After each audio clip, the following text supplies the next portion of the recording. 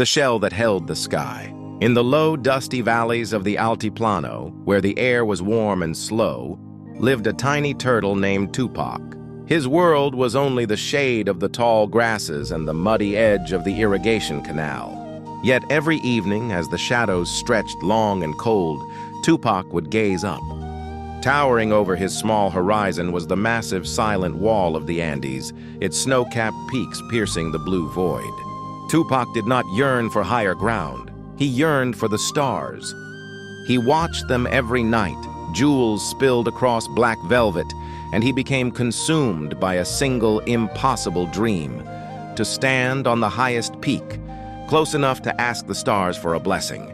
When Tupac shared his wish, the other animals roared with laughter. The llamas snorted, the vicuñas pranced, and the fat toads simply wobbled with mirth. You, Tupac, you, whose journey is measured in inches and whose life is tethered to the mud, the mountain would conquer you before you reach the first stone. But one creature, the great condor, Kuntur, heard the quiet sincerity beneath Tupac's ambition.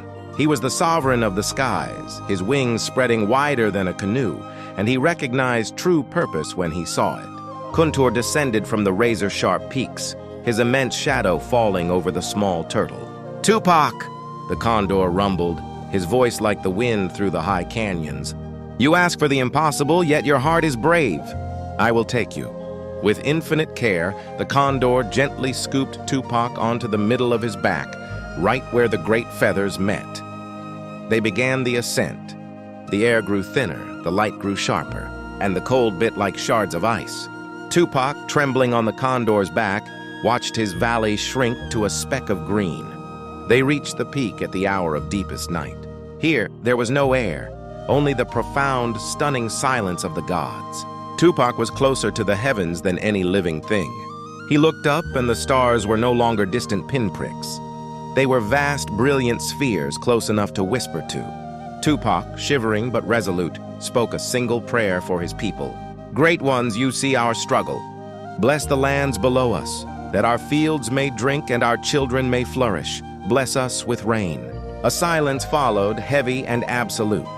Then, from the black depths of the sky, a strange crystalline light descended.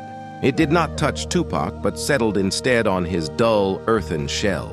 1,000 tiny motes of silver-white energy, the dust of the cosmos, rained down, bonding to the ancient keratin. When the condor carried him back down to the valley at sunrise, Tupac was exhausted, but triumphant. The valley animals gasped. Tupac's small, round shell now sparkled with 1,000,000 tiny, brilliant white dots, a map of the very constellations he had visited. Days later, the blessing arrived. The skies opened, delivering a gentle, soaking rain that saved the crops. And so it is that every turtle, from the muddy banks to the arid lands, carries this precious memory. They are no longer creatures of the earth alone.